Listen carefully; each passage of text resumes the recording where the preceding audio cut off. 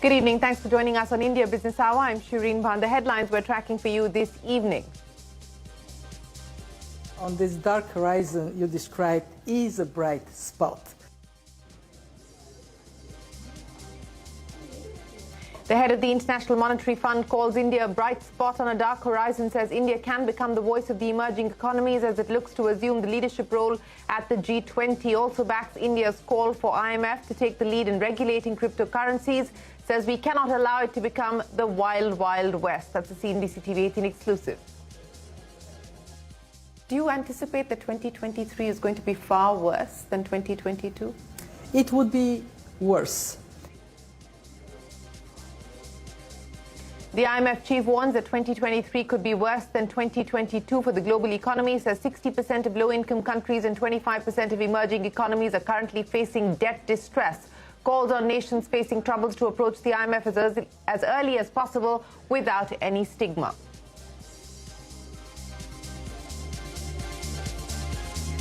India is well positioned to ride out an economic slowdown, says the Group Chief Executive of HSBC, Noel Quinn. Expects domestic demand and foreign fund flows to remain strong. That's another exclusive. The Sensex and the Nifty gain over 2% this week. FIIs are back on Dalal Street as they pump in more than $6 billion in April. Financials and capital goods sectors see the most inflows.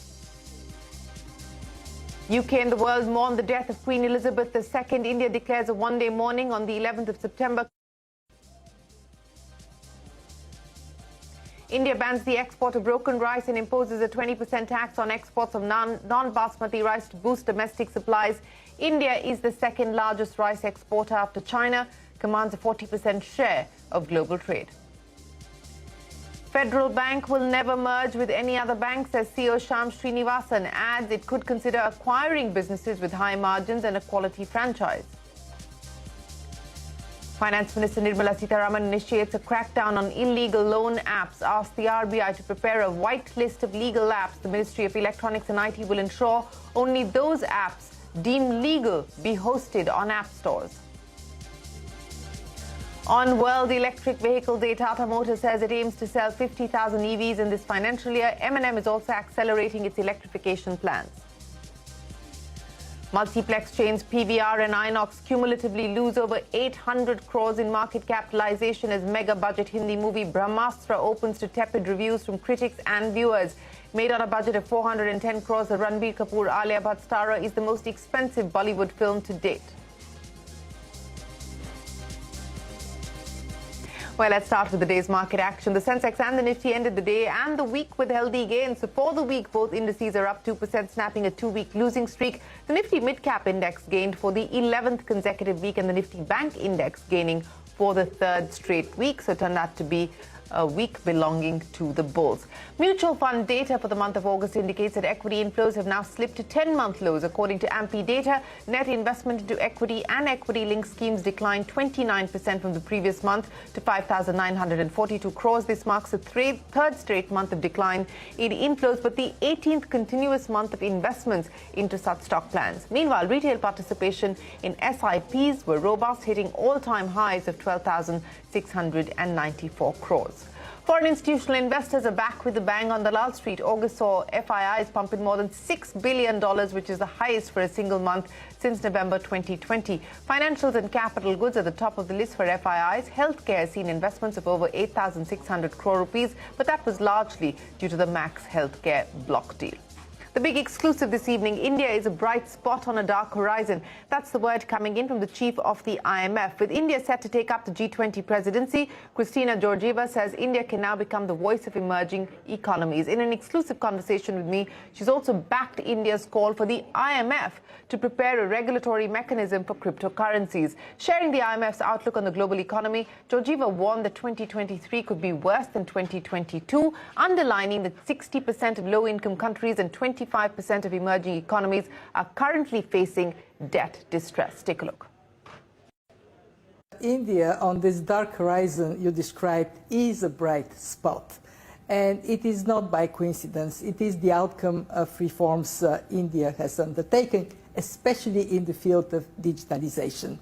And second, that India is truly poised for its big moment on international stage. As it takes over the G20 presidency, it has a lot to offer from its own experience, and it is going to be leading in a particularly challenging time. But I want to understand from you the role that India can play as it takes on the G20 presidency. For instance, in your conversations with the finance minister, I understand that she urged the IMF to take a proactive role as far as global regulations on cryptocurrency is concerned. So what do you believe can be the role that India, in coordination with the IMF, can play on some of these crucial issues? I see three areas where we can work very productively together. We can support the Indian presidency.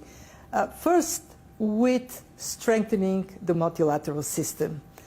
It is now being challenged. There are forces of fragmentation, and they're going to be damaging for emerging markets and developing economies. Let's remember that the emerging world quadrupled its economy in the last 3 decades, and 1.3 billion people have been lifted out of poverty, largely because of international cooperation. So there is a lot at stake, and India will be speaking on behalf of emerging markets and developing countries. We will be supporting that wholeheartedly.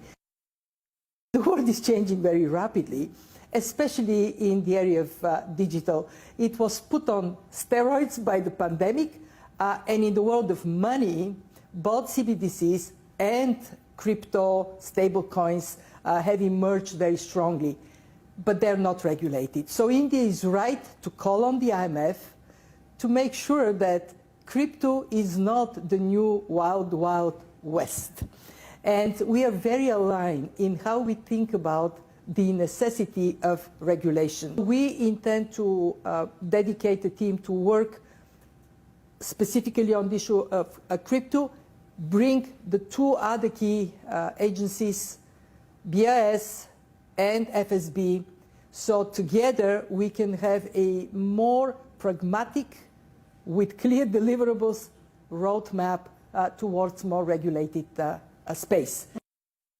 We have about 25% of emerging market developing economies at or near that distress. Sri Lanka is a case in hand. Lebanon has been a case for a long time. We know that the situation is much worse for low-income countries. Over 60% of low-income countries are at or near that distress. And we see middle-income countries that traditionally would be with strong fundamentals, avoiding falling in that category, like Ghana, now being in it. Ghana has also approached the fund. Do you anticipate that 2023 is going to be far worse than 2022? It would be worse. How much worse depends on variety of factors that we don't know. The longevity of the war, whether there would be any other shock. But there is one factor in our hands: how collaborative we are. The more we work together, the less pain there will be. And you can catch that entire CNBC-TV18 exclusive conversation at 9:30 p.m. right here on CNBC-TV18. And from one newsmaker to another, HSBC Group Executive Noel Quinn is bullish on India, citing that the company intends on staying in the country for the long term. Speaking exclusively to me, he said HSBC will never do business in the cryptocurrency market, though, due to its volatile nature. He also said that strong demand and robust FDI inflows will help India withstand a global economic slowdown. Take a look. I think India is extremely well positioned to ride out an economic slowdown. It has strong domestic demand. It has good FDI, $83 billion worth of FDI last year, strongest ever. It's starting to build up good trade flows. So I think India is well positioned to ride out an economic slowdown. Crypto, I think I've made my views fairly clear. As a bank, we're not getting into the crypto world. Crypto trading, crypto exchanges. I do worry about the sustainability of the valuations of crypto, and I have done for a while. I'm not going to predict where it will go in the future. One of the problems with crypto for me is it's hard to predict where it's going to go in the future. It's too volatile. And as a product, I question the suitability of that product for many of the consumers in the marketplace today. And you can catch the full interview with Group Chief Executive of HSBC, Noel Quinn, at 10:30 p.m. on CNBC TV18. In an effort to curb the sharp rise in prices and ensure domestic availability of rice, the government has banned the export of broken rice and imposed a 20% duty on the export of non-basmati rice. Explaining the rationale behind these restrictions, the Food Secretary Sudhanshu Pandey said that exports of broken rice have seen an abnormal jump of over 300% in FY22 versus FY19. The IMF chief, meanwhile, said that India is being selective in imposing and removing curbs, also adding that these restrictions undermine open and free trade. The IMF has cautioned against what it believes is food protectionism. Broken rice, which was almost around 15-16 rupees, this has also gone to 22 rupees. If you see the export in last 4 years of the broken rice, then 4 year scenario, not these 4 months, but the entire year, also it is more than 300%. From 12 lakh metric ton, it's almost touching 40 lakh metric ton last year. What India is experiencing is a harvest that is quite problematic because of weather conditions. India has almost 1.4 billion people to feed. This being said, it is not in the interest of India to entice others to go for that kind of restriction because it undermines open and free trade that is beneficial for India. So as India did last time around, when there was a restriction imposed and then it was relaxed, when there was clarity that the food situation is not as dramatic, I would really hope that we would see the same conscious and careful action this time around. The sooner, the better. On to corporate news. Federal Bank's MD and CEO Shyam Srinivasan has dismissed talks of the bank's merger with another bank. His clarification comes amid rumours of the bank being in initial talks with Kotak Mahindra Bank for a merger. Speaking exclusively to CNBC TV18, Srinivasan said the bank is not up for a merger. He went on to add that the bank will consider acquiring businesses with high margins and a quality franchise. Besides making an exchange clarification, I made it very clear that A, there is no such conversation, nor is there a requirement for it. We've been for long building something that's special. I've always mentioned we are trying to build the most admired bank. Loan growth will be better as it has been in our first quarter, and I see no reason why that should stack off in second or even following quarters. The margin is a function of many things, as you probably know. One is the cost of funds is only one element. How the slippage is, and therefore the reversal in interest income is another, and the shape or the mix of business. Well, that's Shyam Srinivasan of Federal Bank clarifying. Now, the government is taking steps to crack down on illegal loan apps. The finance minister chaired an important meeting today where it was decided that the RBI will prepare a white list of legal lending apps, and only those apps will be available on App Store. Sapna Das joins us now with the details. Sapna, so the government cracking down on loan apps. Certainly, this is a government crackdown on illegal applications. This is followed after an important meeting that was shared by the Finance Minister Nirmala Sitharaman, where she has expressed a lot of concerns, various concerns, a lot of concerns on these illegal applications. Hence, some important directions that have been given and will be followed soon. Number one, RBI will be whitelisting only the legal applications. Once this whitelisting is over, only those applications will be allowed to be hosted on app stores. That's one. Second, payment aggregators will have to register themselves. Any unregistered payment aggregator will not be allowed to function beyond a certain time frame. This time frame, of course, will be decided by RBI. RBI will also be cancelling the license of dormant NBFCs. And taking any kind of a stringent action that's required to basically rein in these illegal applications. There has been a lot of history to all of this. In fact, if you look at the ED searches and raids against some of the online payment gateways like Razorpay and some of them, ED had certain grounds for those raids and surveys. So all in all, government has taken an important decision in terms of reining in these illegal applications, and anybody who's not found following the rules and regulations is out of the system. Sapna Das reporting there. Multiplex chains PVR and ILOX cumulatively lost over 800 crore rupees in market capitalization as mega budget Hindi movie Brahmastra has opened to tepid reviews from critics and viewers. Made on a budget of 410 crore rupees, the Ranbir Kapoor-Alia Bhatt starrer is the most expensive Bollywood film to date. So this is the latest film to crash at the box office, and that is bad news for exhibitors. Now, today is World Electric Vehicle Day. The EV market was still in its infancy a few years back, but in the last few years, we've seen a rapid growth. Sonia Shenoy charts up the evolution of the electric vehicle market. So on the occasion of World Electric Vehicle Day, I decided to take the new luxury electric vehicle from Audi, the e-tron, out for a spin. Let's go!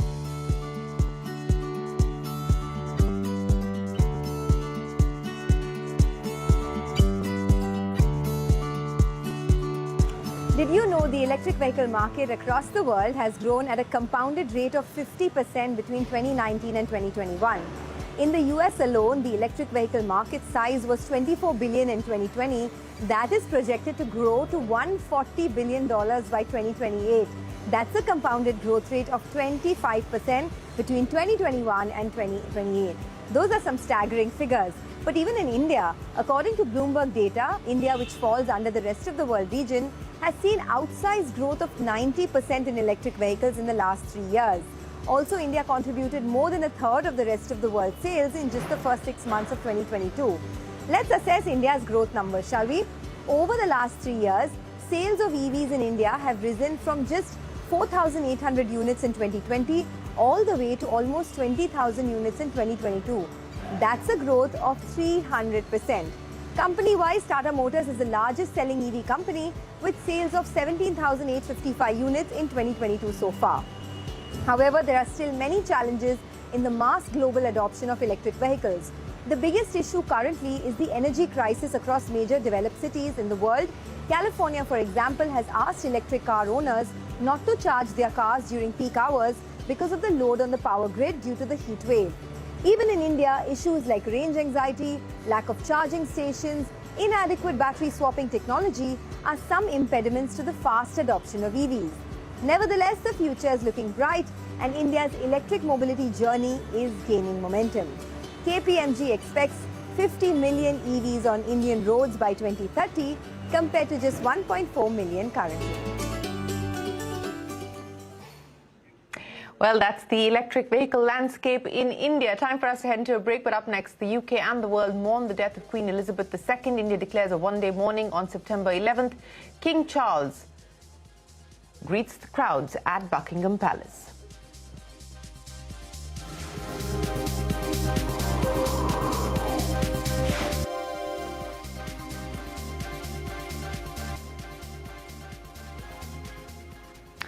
Britain's longest-serving monarch, Queen Elizabeth II, died yesterday at the age of 96. A statement from the Buckingham Palace said that the Queen died peacefully at her summer retreat, the Balmoral Castle in Scotland. The Queen's eldest son, Charles, will now be known as King Charles III, is the new monarch. He will be officially proclaimed king tomorrow. A reign spanning 7 decades, the late Queen Elizabeth was a symbol of constancy through years as Britain went through its shares of upheaval. From Winston Churchill to Liz Truss, 15 prime ministers served the UK during her reign. Here's a look back at the life and times of Britain's longest-serving monarch, Queen Elizabeth II.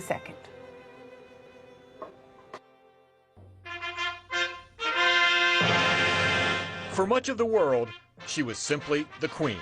The longest-serving monarch in England's history, Queen Elizabeth's reign lasted more than 70 years. Born into the royal family in 1926, Elizabeth spent her entire life in the public eye. The pageantry of her 1947 wedding to Lieutenant Philip Mountbatten in Westminster Abbey was just a prelude to an even bigger event, her coronation as Queen at the age of 26, following the death of her father, King George VI. During her reign, the Queen visited dozens of nations and served as the head of Great Britain's military in times of strife. She had a daughter and 3 sons, but was troubled by the marital problems of her children, including the divorces of Prince Charles and Prince Andrew. While generally popular, the Queen was sometimes criticized as aloof, including her delayed address to console a grieving nation following the tragic death of Princess Diana. And may we, each and every one of us, thank God for someone who made many, many people happy. Good evening, Swami. But Her Majesty's sense of humor was on display for the London Olympics in 2012. A short film seemed to have her parachuting alongside James Bond into the game's opening ceremonies. She was also witness to the wedding spectacles for her grandsons, Prince William with Kate Middleton, and later Prince Harry with Meghan Markle. But tensions associated with palace life led Harry and Meghan to relinquish their royal duties and move with son Archie to the U.S. Their interview with Oprah Winfrey detailing the turmoil left the Queen saddened, but she said they would always be much-loved family members. Mere days after that controversy, Her Royal Highness endured the passing of Prince Philip, her husband of 73 years. It left her without her beloved partner for the final portion of her reign. A platinum jubilee earlier this year marked the Queen's 70 years on the throne, although she missed a number of those events due to what was described as discomfort. Her passing closes a tenure that left an indelible mark on all of England, as well as the world. Mark Barker, NBC News. 70 years on the throne. Sanjay Suri reports from outside the Buckingham Palace, where people mourning the death of the Queen have been arriving in large numbers. So the expression of grief is now being layered over by a show of pageantry, as expected for an occasion like this. The British do make a great choreographed event of any funeral, and this one more than any others earlier, and we had two huge funerals by way of the funeral for Margaret Thatcher, for the Queen Mother, Queen Elizabeth's mother, earlier for Princess Diana. But this is the first time in a long time that a monarch has passed away, and the ceremony will outdo anything we have seen before. It's begun on the very first day after the death. We had the 96-gun salute being sounded outside the palace and in parks and at venues across the whole country. 96, of course, to mark the 96 years of her life. King Charles will address the nation, and then there will be a service at St. Paul's seeking blessing for the new reign while mourning the passing of the old. Members of Parliament have gathered to express their condolences, each making a speech. Everyone who had anything to do with the Queen, any association, is now talking about it, sharing their stories, sharing their experiences. And of course, these have all been warm experiences, and the praise that is flowing is fulsome. Following this, we will have an announcement about the funeral that also will be, to put it rather plainly, a grand event. The coffin will be brought to London from Balmoral and Edinburgh. Then on, it will be at Buckingham Palace, followed by a state viewing inside Westminster Hall within the Houses of Parliament. Then the funeral ceremony to take place eventually at Windsor Castle, which is really the private royal home of the family. But before that, we will have a service at Westminster Abbey, which will be attended by several heads of state. So there's a lot to watch out for before anyone can finally say goodbye to Queen Elizabeth II. Sanjay Suri reporting from London. Back home, a busy day in court. Ashmit Kumar is here with a lowdown on all the important hearings in the court corner. Ashmit. Well, the Supreme Court had a busy day today, a number of important cases on its plate. We bring you highlights of three such cases that got taken up today. First up, Curly's, the iconic restaurant cum bar in Goa. Keep in mind that in the second half of yesterday, the NGT had directed for a demolition of that facility. The NGT had said that they have violated coastal zone regulations. Subsequently, the demolitions began early in the morning today, even before the court proceedings could begin. But the Curly's counsels, they rushed to the Apex Court, they argued their case, and finally the Apex Court has decided to grant an interim stay, so no further demolition will take place. However, in the same breath, the court also directed that no commercial activities will take place. So Curly's, the iconic bar, will remain shut in Goa. Keep in mind that Curly's recently hit the headlines. BJP leader Sonali Phogat was allegedly drugged at this facility, and she was later declared dead at the St. Anthony's Hospital. Case number 2 is that of Siddique Kappan, the Kerala-based journalist who is facing trial under the UAPA. What's important is that the UP government, their application for bail, his application for bail was taken up. The UP government argued that they cited allegations of incitement to riots, cited pending investigations. However, the apex court would have nothing of it. The Supreme Court, in fact, the CJI himself observed that one, he's been in jail for nearly 2 years. Number 2, no charges have been filed against him as of yet. And third, the toolkit that has been cited by the prosecuting agency, by the police, it merely seems to be an appeal for justice for the Hathras victim. So, granting bail, he will be in Delhi for the next 6 weeks, subsequent to which he can then travel back to his residence in Kerala. Which brings us to the third and the final case. That's the Bilkis Bano case. This is the case that has been filed, which is challenging the decision of the Gujarat government to commute the sentence of 11 rapists in the brutal Bilkis Bano case. Today, the Supreme Court saw it fit to issue a notice to these 11 rapists, asking for their response to this application, which is challenging the commuting of their sentence. The Supreme Court will take up this case for further hearing in 3 weeks' time. Ashmit, many thanks for joining us. The Supreme Court has also agreed to hear a plea seeking criminalization of marital rape. The hearing will take place on the 16th of September. The plea in the apex court followed a split verdict from the 2 judges of the Delhi High Court in May, when one of the judges had declared that marital rape is unconstitutional, while the other gave the opposite verdict. And on that note, it is time for us to wrap up this edition of India Business Hour, but we leave you with images of Mumbai bidding farewell to its beloved Ganpati Bappa. Thanks very much for watching. Have a great weekend.